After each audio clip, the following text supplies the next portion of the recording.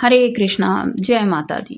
तो सिंह राशि के लिए अक्टूबर महीना कैसा रहेगा ये जानने की कोशिश करेंगे हम आज के रीडिंग से। टारो के कार्ड्स और ओरेकल के कार्ड्स ऑलरेडी मैंने शफल करके रखे हैं ताकि वक्त थोड़ा सा है वो बच जाए और वीडियो थोड़ा शॉर्ट बन जाए। तो शुरुआत करते हैं डायरेक्टली रीडिंग से। पहला कार्ड मिला है द हीरोफेंट का, जो बताता है कि आपको अपनी बात मनवाने के लिए किसी बुजुर्ग इंसान से बातचीत करनी पड़ सकती है। मतलब अगर कोई इम्पोर्टेंट फैसला है आप दोनों की रिलेशनशिप को लेके, तो या तो आप अपने पेरेंट्स से अपने पर्सन को मिलवा सकते हैं या फिर आपके पर्सन के पेरेंट्स से मिलने की भी बात बन सकती है। या हो सकता है कोई घर का बड़ा बुजुर्ग अगर आपकी हेल्प करने के लिए आगे आ जाए तो आपकी कुछ प्रॉब्लम का सोल्यूशन मिल सकता है। नेक्स्ट है द अल्केमिस्ट मैजिशियन का कार्ड है। तो मैनिफेस्टेशन के ऊपर आपको गौर करना है। आपको जो जो ज़िंदगी में चाहिए चीज़ें उनके ऊपर से फोकस बिल्कुल भी हटाना ही नहीं है। मतलब जिस पर्सन से भी आप सच्चा प्यार करते हैं उस पर्सन को पाने के लिए उसके लिए पॉजिटिव अफर्मेशंस अगर आप करेंगे तो इस महीने में आपको काफ़ी ज़्यादा अच्छे रिजल्ट मिलने की भी चांसेस है। साथ ही साथ जिनके साथ आपकी बातचीत काफ़ी वक्त से नहीं हो पा रही उनसे भी कम्युनिकेशन के चांसेस है और अपने दिल की कुछ ऐसी विशेष भी पूरी कर सकते हैं जिनके बारे में काफ़ी वक्त से आप इंतज़ार कर रहे हैं। फिर है prince of pentacles, earth sign है। तो थोड़ा सा आगे बढ़ने से पहले आपको किसी बात के लिए बहुत ज़्यादा सोच विचार करना पड़ सकता है, जैसे फैमिली या फिर करियर से जुड़ी बातें। एक बार अगर आपके सामने से वो प्रॉब्लम क्लियर हो जाते हैं तो आपका रास्ता क्लियर हो सकता है। मतलब अगर आपको कुछ फाइनेंशियल दिक्कतें हैं तो अपने घर वालों से सीधी बात करने से आपको उसका सोल्यूशन मिल सकता है। या फिर आपको अगर शादी ब्याह को लेके कुछ डिस्कशन करना है अपने घर वालों के साथ तो वो बातें भी अगर खुल के आप उनसे करेंगे तो भी आपका इशू जो है वो सॉर्ट आउट होने के काफ़ी ज़्यादा चांसेस है। फिर है द फूल, न्यू बिगनिंग कर सकते हैं। मतलब थोड़ा सा जैसे अभी त्यौहार भी आने वाला है दिवाली, तो जिसके लिए भी आप कह सकते हैं शॉपिंग वगैरह के भी चांसेस है। आप अपनी मर्ज़ी के मुताबिक कुछ पैसे वगैरह भी खर्च कर सकते हैं जिसके लिए शायद आपको आपके फ्रेंड सर्कल में से भी कोई रोक सकता है या फिर आपके घर वाले भी कह सकते हैं कि थोड़ा सोच समझ के आगे कदम उठा या फिर सोच समझ के खर्चा करो। तो थोड़ा फाइनेंशियल बातों की तरफ भी आपको ध्यान देना ज़रूरी है। फिर है four of pentacles, again earth sign, grounded energy में आपको रखना है अपने आप को। मतलब कुछ भी अपनी बात हो आपको घर वालों से डिस्कस करनी है, साथ ही साथ प्रैक्टिकल बातों के भी बारे में आपको भूलना नहीं है। मतलब ऐसा कुछ भी खर्चा वगैरह करना नहीं है जिसकी वजह से आपको अगले महीने में ज़्यादा थोड़ा नुकसान उठाना पड़े या फिर उस बात की वजह से आप फिक्र करने लग जाएं। फिर है जस्टिस, लिब्रा का कार्ड है। आपका किसी ऐसे पर्सन के साथ थोड़ा सा कम्युनिकेशन हो सकता है जो मे बी अपने कर्मा ऑलरेडी भुगत चुका है। मतलब अगर किसी ने जाने अनजाने में आपको हर्ट किया है तो वो पर्सन शायद आपसे कनेक्ट होने की ख्वाहिश कर सकता है।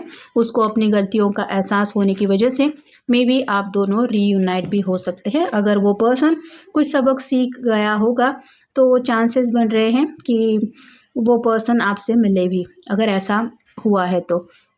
With passion and प्रिजर्वेंस you can achieve your greatest dreams. तो आपके अंदर जो पैशन है, जो सपने आपने देखे हैं उन सपनों को पूरा करने की काफ़ी ज़्यादा आपकी ख्वाहिश बढ़ सकती है।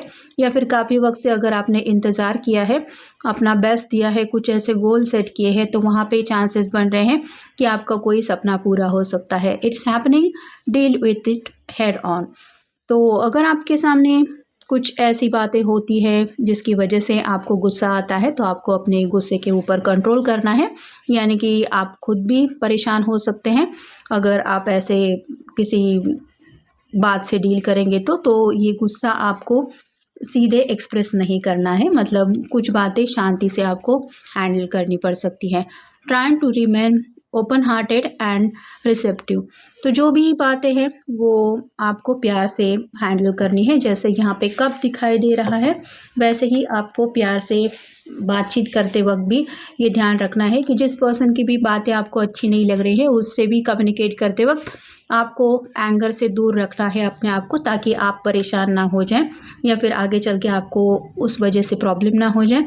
साथ ही साथ प्यार से जितना भी आप कम्युनिकेट करेंगे आप प्रॉब्लम से ज़्यादा दूर रह पाएंगे। ट्राई न्यू थिंग्स, कुछ नया करने की चाहत भी आपके दिलो दिमाग में चल सकती है। मतलब अगर छुट्टियां वगैरह मिलती है तो हो सकता है कुछ ट्रैवल वगैरह करें या फिर काफ़ी वक्त से अगर कुछ आपने प्लान किया है कि मुझे ज़िंदगी में ये करना ही है, जैसे आप कह सकते हैं कि बंजी जंपिंग या फिर कुछ और थ्रिल, तो वैसी भी बातें करने का मन आपका काफ़ी ज़्यादा हो सकता है। Feeling like life is against you when it isn't, तो कुछ काले बादल छाने के चांसेस ज़रूर है, जिसकी वजह से आपको पल भर के लिए लग सकता है कि मेरे ही साथ ये सब ऐसा क्यों हो रहा है या फिर मेरे ही साथ ये सब माहौल क्यों हो रहा है। लेकिन आपको अपना फोकस जो है वो पॉजिटिव बातों की तरफ रखना है, क्योंकि इतना भी वो जो आप कह सकते हैं प्रॉब्लम अगर आता भी है तो भी हल करने के जैसा इम्पॉसिबल है, ऐसा नहीं है। तो निगेटिविटी अगर आपको इर्द गिर्द दिखाई देती है तो वहाँ पे भी आपको पॉजिटिव माइंड के साथ वहाँ से निकलने की कोशिश ज़रूर करनी है।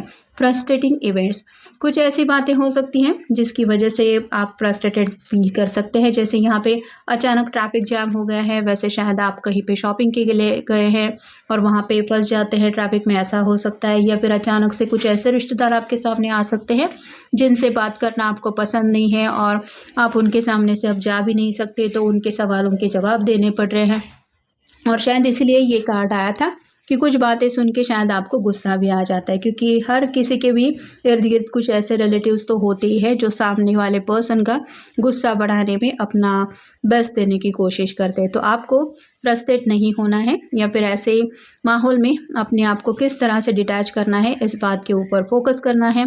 एम्ब्रेस द डिटोर्स, जल्द से जल्द आगे बढ़ने का रास्ता आप ढूंढने की कोशिश करेंगे, मतलब जो बातें डीलेज में हैं, काफ़ी वक्त से पेंडिंग इश्यूज़ है, उनको भी आप हैंडल कर सकते हैं।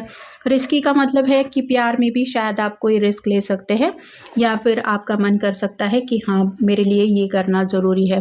तो कुछ ऐसे फैसले भी आपके मन में आ सकते हैं जहाँ पे आपकी कंप्लीटली लाइफ चेंज होने वाले कुछ सिचुएशन आप हैंडल कर सकते हैं। फिर है सैडनेस, उदासी से आपको दूर रखना है अपने आप को, और अगर कभी आपको लगे कि आप सैड हो रहे हैं, उदास हो रहे हैं, तो अपने घर वालों के साथ, फ्रेंड सर्कल के साथ वक्त बिताना है, लव्ड वन के साथ, ताकि ये जो निगेटिविटी है वो आपके दिलो दिमाग पे ना छाए और आपका मूड ना ख़राब हो।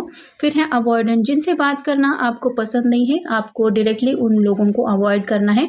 ऐसा नहीं कि उस पर्सन का मन है इसलिए उससे मिले, उससे बात करें। तो आपको सीरियसली जो लोग पसंद नहीं हैं, जैसे फ्रेंड सर्कल में से कोई हो सकता है, नेबर्स में से कोई हो सकता है, उन लोगों से तो ज़्यादा से ज़्यादा आपको दूर ही रखना है ताकि आपकी ज़िंदगी में वो लोग निगेटिविटी ना फैलाए। फिर है बाउंड्रीज़, कुछ इम्पॉर्टेंट ऐसे फैसले हो सकते हैं जहाँ पे थोड़ा सा आपको अपनी हदें पार करके कुछ फ़ैसला लेने का भी मन कर हो सकता है।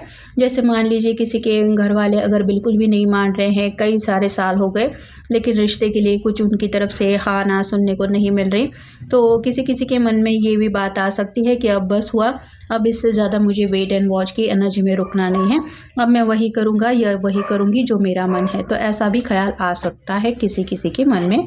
और फाइनल कार्ड है ब्रेथलेस, अगर आप फ्रस्ट्रेटेड एनर्जी फील करेंगे तो आपको सफोकेशन फील हो सकता है, यानी कि घुटन महसूस हो सकती है माहौल को देख के कि मेरे इर्द गिर्द क्या चल रहा है, मैं ही इस प्रॉब्लम में फंसा हूँ या फिर ये मेरे साथ क्यों हो रहा है। तो ऐसी हालत से अपने आप को दूर रखना है और ज़्यादा से ज़्यादा अपने आप को पॉजिटिव एनर्जी में रखते हुए खुश रहने की कोशिश करनी है। तो ये था रीडिंग, मिलेंगे नेक्स्ट रीडिंग में।